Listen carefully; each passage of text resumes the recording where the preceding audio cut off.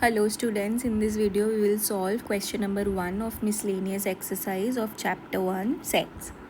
So यहाँ पे हमें बोला है that decide among the following sets which sets are subset of one and another. तो हमें यहाँ पे 3 सेट गिवन है और हमें बताना है कि इन तीनों में 4 सेट गिवन है, हमें बताना है कि इन चारों में से कौन किसका सबसेट है और कौन किसका सबसेट नहीं है. तो सबसे पहले A हमें गिवन है that A is a set of all elements x where x belongs to real number and x satisfy the equation x square minus 8x plus 12 is equal to 0.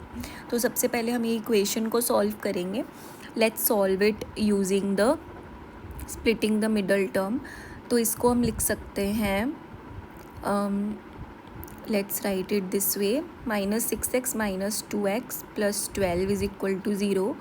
सो यहाँ पे x common ले लेंगे तो x minus 6, यहाँ पे -2 common ले लेंगे तो x minus 6, x is equal to 2 और x इज़ इक्वल टू 6. तो ये दो वैल्यूज़ ऑफ x हैं जो a की कंडीशन को सेटिस्फाई करेंगी. तो मतलब a में दो एलिमेंट्स हैं 2,6, b के एलिमेंट्स हैं 2,4,6, c के एलिमेंट्स हैं 2,4,6, and so on, basically all even numbers.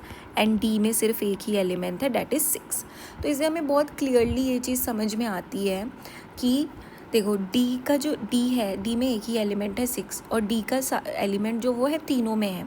So D is a subset of C, D is a subset of B and D is a subset of A as well. ठीक है, तो D को तो हमने ख़त्म कर दिया क्योंकि डी सबका सबसेट है, बट डी का कोई सबसेट नहीं है बिकॉज डी में सिर्फ एक एलिमेंट और बाकी सब में दो या दो से ज़्यादा एलिमेंट है. ठीक है, फिर हम देखते हैं ए को. ए में है 2 और 6. क्या बी में भी 2 और 6 है? येस. क्या सी में भी 2 और 6 है? येस.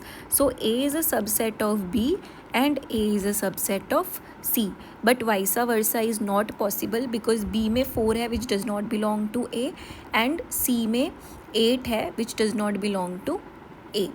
ठीक है, तो ये हो गया एक कंडीशन. फिर हमें देखने में पता चल रहा है that B के जितने भी एलिमेंट्स हैं 2, 4 और 6 वो C में हैं. तो B is a subset of C, but वाइसा versa is not possible because C के जो एलिमेंट्स हैं वो सारे के सारे B में नहीं है, उसमें सिर्फ 3 एलिमेंट्स इंटरसेक्ट हो रहे हैं. सो D is a subset of C, B, A is a subset of B and C and B is a subset of C. So these are the only conditions which are possible.